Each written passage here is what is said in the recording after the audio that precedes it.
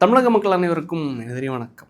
கொடுத்ததெல்லாம் கொடுத்தார், யாருக்காக கொடுத்தார், ஒருத்தருக்காக கொடுத்தார், இல்லை ஊருக்கெல்லாம் கொடுத்தார் அப்படின்னு சொல்லிட்டு டிவிகே சார்ந்த சிந்துன்னு சொல்லிட்டு ஒரு பெண் எம்எல்ஏ ஒருத்தங்க வந்து முதலமைச்சர் திரு விஜய் அவர்களை அவ்வளோ பாராட்டி புகழ்ந்து தள்ளியிருக்காங்க. ஐயா, நாங்கள் வந்து காலேஜ் படிக்கும்போது நான் லவ் பண்ண பொண்ணு கார்லன்னு சொல்லிட்டு என்னை விட்டுட்டு போயிட்டாங்க. ஆனால் இன்றைக்கி நீங்கள் வந்து எனக்கு வேலையும் கொடுத்துருக்கீங்க, எம்எல்ஏ என்னும் பதவியும் கொடுத்துருக்கீங்க, இன்றைக்கி காரும் கொடுக்குறீங்க. ஐயா, கார் குடிக்கிறீங்க, சரி கொடுக்கணும்னு முடிவு பண்ணிட்டீங்க, ஒரு நல்ல இனோவா கிறிஸ்டா காராக கொடுங்க அப்படின்னு சொல்லிட்டு 2 பென்ஸ் கார் வச்சுருக்கக்கூடிய எம்எல்ஏ வந்து கோரிக்கை வைக்கிறாப்புல. அதாவது இது எல்லாமே நம்ம அவங்களோட எலெக்ஷன் அஃபிடவிட் இருக்கிறத வச்சு நம்ம பேசுகிறோம். அதாவது இவர் என்ன கோரிக்கை வைக்கிறாருன்னா, டிவிகே சார்னா அந்த எம்எல்ஏ என்ன கோரிக்கை வைக்கிறாருன்னா, 2 பென்ஸ் கார் அவருக்கு வந்து ஆல்ரெடி இருக்குது. ஒரு நல்ல இனோவா கிறிஸ்டா காராக கொடுங்க அப்படின்னு சொல்லிட்டு. தேனி மாவட்டத்துலேருந்து வரேன், நான் வந்து ஆட்டோவில் தான் சட்டசபைக்கு வரேன், ஐடி கார்டை காணிச்சா தான் நான் எம்எல்ஏன்னு நம்பி என்னை உள்ளே விட்றாங்க அப்படின்னு சொல்லிட்டு அவர் ஒரு பக்கம் பேசுகிறாப்புல. அவர் ஒரு கார் வச்சுருக்காரு அப்படின்னு சொல்லிட்டு அவரும் அவரோட எலெக்ஷன் அஃபிடவிட்டில் பதிவு பண்ணியிருக்காரு. இன்றைக்கி மிக முக்கியமான 2 தீர்மானங்கள். ஒன்று வந்து ஆர்டரு, அது பாஸ் பண்ணல. இன்னொன்று வந்து ஒரு ஆர்டராக பாஸ் பண்ணிட்டாங்க. 234 தொகுதி எம்எல்ஏக்களுக்கும் கார் வழங்க போகிறாங்க. இன்னொன்று வந்து டிசிஇ அப்படின்னு சொல்லிட்டு சொல்லுவாங்க, டிபார்ட்மெண்ட் ஆஃப் காலேஜ் எஜுகேஷன் அப்படின்னு சொல்லிட்டு, காலேஜ் எஜுகேஷன் சொல்லிட்டு சொல்லுவாங்க. அதாவது இந்த டிசிஇ என்ன பண்ணியிருக்காங்க, அதாவது இவங்க தான் தமிழ்நாட்டோடைய எஜுகேஷன் டிபார்ட்மெண்ட்டுக்கு இன்ஸ்ட்ரக்ஷன் கொடுக்குறது, எப்படி வந்து நிர்வாகத்தை பண்ணணும், எப்படி ரெக்யூர்மெண்ட் பண்ணணும், எப்படி ஃபேக்கல்ட்டிஸை எடுக்கணும், என்னென்ன நீங்கள் லா அண்ட் ஆர்டரை வந்து கடைபிடிக்கணும் அப்படின்னு சொல்லிட்டு ஒட்டுமொத்த ஆர்டர்ஸையும் கொடுக்குறதே. ஏன்னா எந்தெந்த காலேஜஸ்க்கு இவங்க கொடுப்பாங்கன்னா, government aided colleges, arts and science காலேஜஸ்க்கு வந்து இந்த டிசிஏ டிபார்ட்மெண்ட் சார்பாக இந்த இன்ஸ்ட்ரக்ஷன்ஸை கொடுப்பாங்க. இந்த டிசிஏ டிபார்ட்மெண்ட் வந்து ஒரு இன்ஸ்ட்ரக்ஷனை வந்து பாஸ் பண்ணுறதுக்காக, ஆர்டரை பாஸ் பண்ணுறதுக்காக கவர்மெண்ட் கிட்ட கொடுத்துருக்காங்க. அதுக்கு வந்து ஃபஸ்ட் ஆர்டரையும் போட்டாங்க. என்ன ஆர்டர் போட்டாங்கன்னா, இனிமே எந்த மாணவ மாணவிகளோ, ஆர்ட்ஸ் அண்ட் சயின்ஸ் காலேஜில் படிக்கக்கூடிய ஸ்கூல் ஸ்டூடெண்ட்ஸ் கூட ப்ரையாரிட்டிஸ் இல்லை, காலேஜ் படிக்கக்கூடிய ஸ்டூடெண்ட்ஸு முக்கியமாக லெஃப்ட் விங் சார்பாக நடத்தக்கூடிய போராட்டங்கள், இந்த காக்ரோச் ஜனதா பார்ட்டி சார்பாக இந்த டெல்லியில் வந்து போராட்டம் பண்ணாங்கல்ல, இது மாதிரிப்பட்ட போராட்டங்கள்லையோ நீட்டு சார்பு உடைய போராட்டங்களையும் எதுவுமே பங்கு பெறக்கூடாது. அவங்களோட மோட்டிவ் என்னென்னா, எதுக்காக இதை கொடுத்தாங்கன்னா, ஸ்டூடெண்ட்ஸ் வந்து இந்த மாதிரி கேஸ், அதை இவங்களுக்கு வந்து வழக்கு வந்துடுது, வழக்கு வர்றதுனால படிப்பை கண்டினியூ பண்ண முடியல. ஸோ அதனால் இவங்க வந்து இந்த மாதிரிப்பட்ட போராட்டங்களில் ஈடுபடுறதை தவிர்க்கிறது மட்டும் இல்லாமல் முற்றிலுமாக அதை பேன் பண்ணணும், போராட்டத்தில் ஈடுபடக்கூடாதுன்னு சொல்லிட்டு இந்த டிசிஇ சார்பாக தமிழக முதலமைச்சர் திரு விஜய் அவர்களுக்கு அந்த கோரிக்கையை முன் வச்சாங்க. அவரும் அந்த ஆர்டரை பாஸ் பண்ணி சில மணி நேரங்கள்லேயே மிகப்பெரிய லெவலில் கிரிட்டிசிசம், மிகப்பெரிய லெவலில் backfire. Right to freedom of ஸ்பீச்சுன்னு இருக்குது, right to freedom of expression இருக்குது, ரைட் டு ப்ரொட்டஸ்ட்னு இருக்குது. அதாவது இது ஒரு அடிப்படை ஒரு மனிதனுடைய உரிமை.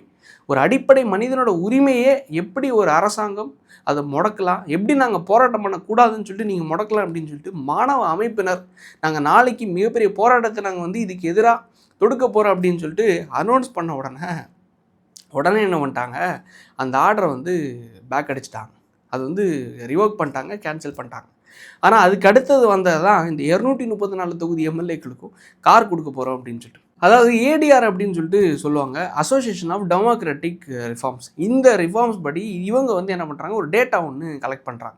எப்போனா கரெக்டாக இந்த எலெக்ஷன் டைமில் இவங்க வந்து கேண்டிடேட்ஸ் வந்து அஃபிடவிட் சப்மிட் பண்ணுவாங்கல்ல, இந்த அஃபிடவிட் படி இதன் அடிப்படையில் எல்லாருடைய சொத்து மதிப்பையும் கணக்கிட் பண்ணாங்க. 234 எம்எல்ஏஸில் ஒட்டுமொத்தமாக எலெக்ட் ஆகின 234 தொகுதி எம்எல்ஏக்கள்லையும் ஒட்டுமொத்தமாக கணக்கு பண்ணி சொல்கிறேன், 1 கோடிக்கு மேலே சொத்து வச்சுருக்கிற எம்எல்ஏக்கள் கிட்டத்தட்ட 193 பேர், ஆவரேஜாக 83%. 10 கோடிக்கும் மேலே சொத்து வச்சுருக்கிற எம்எல்ஏக்கள் கிட்டத்தட்ட 75 பேர், கிட்டத்தட்ட 32%. அசட், அதாவது 5 கோடி டு 10 கோடி சொத்து வச்சுருக்கிற எம்எல்ஏக்கள் கிட்டத்தட்ட 36 பேர். அது நீங்கள் ஒட்டு மொத்தமாக சேர்த்திங்கன்னா 234 தாண்டி போயிடும்.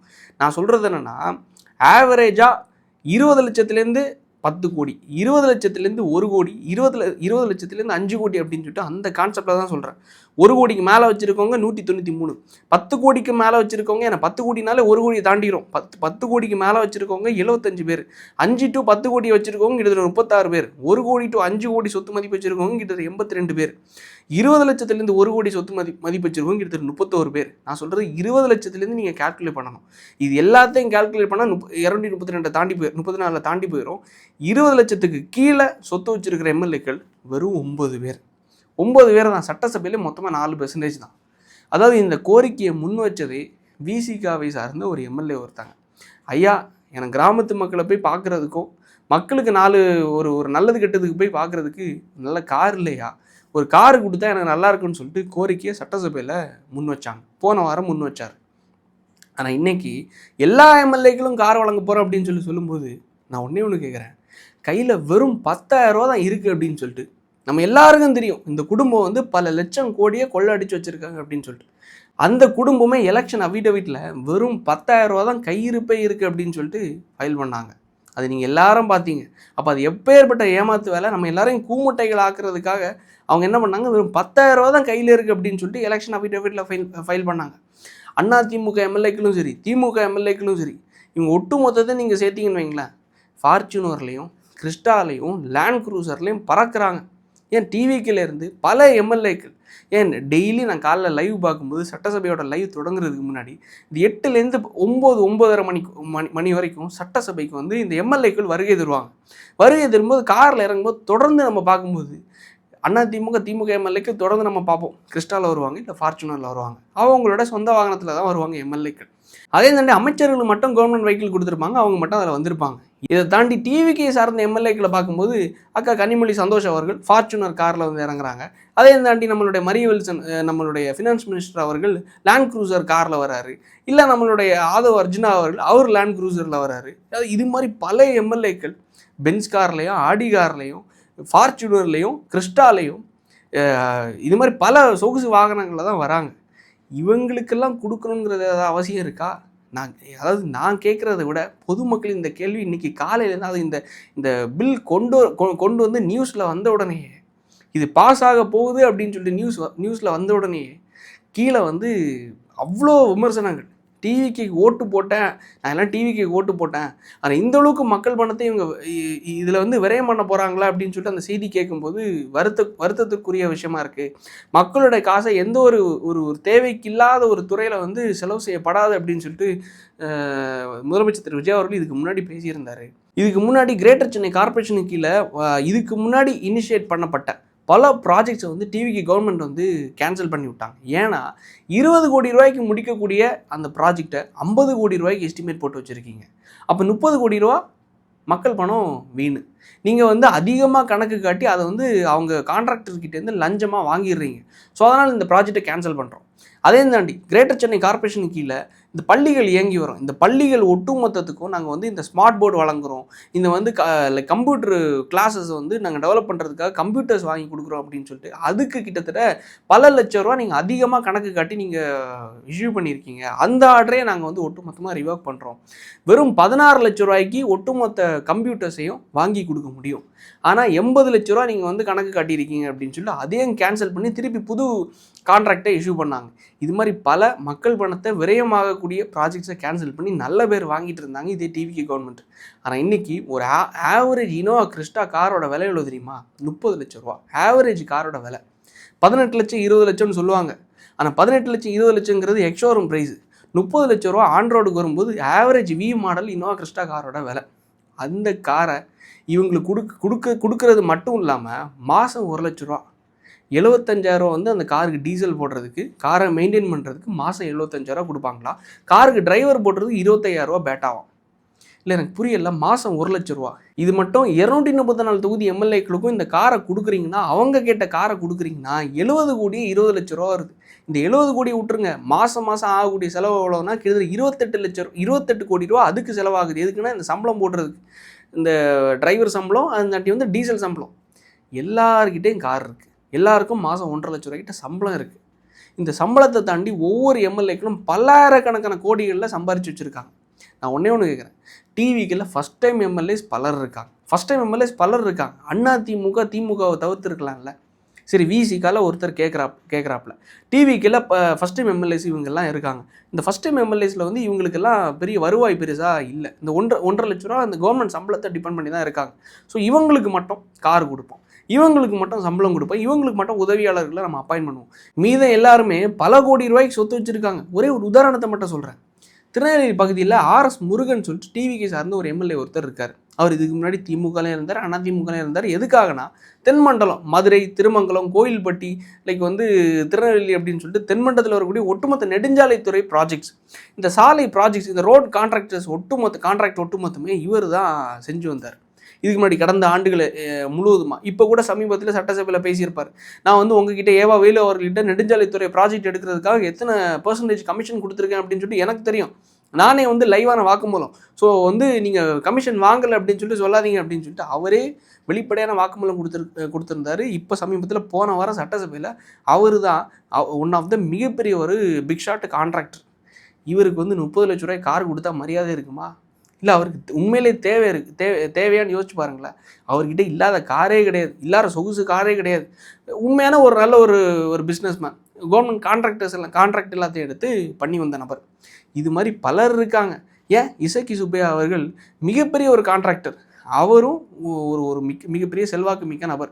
இன்றைக்கி வந்து அதிமுகலேருந்து ரிசைன் பண்ணி டிவிக்கில் வந்து சேர்ந்திருக்காரு. ஏன் நம்மளுடைய அண்ணன் விஜயபாஸ்கர் அவர்கள் இது மாதிரி பல அமைச்சர்கள் வந்து முன்னாள் அமைச்சர்களாக இருந்தவங்க வந்து இனோவா கிறிஸ்டா கார்லேயும் ஃபார்ச்சுனர் கார்லேயும் பறந்தவங்க.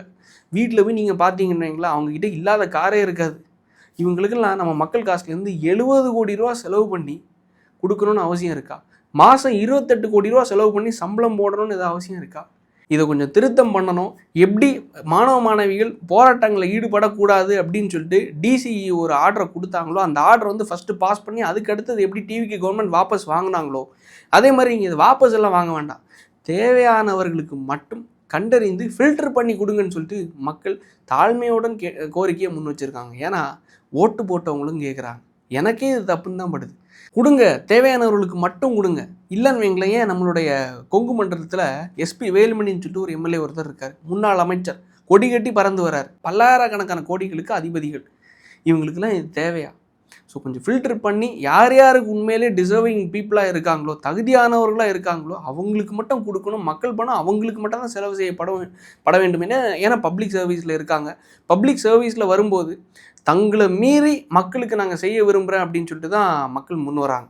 நானும் கஷ்டப்பட்டு மக்களுக்கு நான் பண்ணணுங்கிற எந்த அவசியமும் கிடையாது. நான் கஷ்டப்பட்டு மக்களுக்கு செய்யணுங்கிறத மக்களும் விரும்புறது கிடையாது. நீ கஷ்டப்பட்டு எங்களுக்கு எதுவும் செய்ய வேண்டாம், நீ நல்லா இருந்து எனக்கு செய் அப்படின்னு சொல்லிட்டு தான் மக்கள் விரும்புகிறாங்க. ஸோ அதனால் இப்பேற்பட்ட நல்லா இருக்கக்கூடிய எம்எல்ஏஸ்க்கு மக்கள் பணத்தை விரயம் செய்ய வேண்டாம் என்று மக்களும் தாழ்மையுடன் கேட்டுக்கொள்கிறார்கள். இப்பேற்பட்ட ஒரு தவறினை திருத்தி கொள்வார்கள் என்று நம்புகிறேன். இதை தாண்டி இன்னொரு முக்கியமான விஷயம் என்னென்னா, பல நாட்களில் மக்கள் மத்தியில் இருந்த கோரிக்கை என்னென்னா, பால் விலையை கொஞ்சம் நிர்ணயம் பண்ணி கொடுங்க. கரும்பை கொள்முதல் பண்ணுறதுல அதுக்கும் ஊக்கத்தொகையை வந்து கொடுங்க. பால் விலைங்கிறது ஆவினில் கொள்முதல் பண்ணுறது வந்து ஒரு நிர்ணயமான ஒரு விலையே இல்லை. ஒரு பெர்மனண்ட்டான ஒரு விலையை அவங்க வந்து வச்சு எடுக்கல. ரொம்ப கம்மியான ரேட்டுக்கு எங்களை வந்து ஃபிக்ஸ் பண்ணி எடுக்கிறாங்க.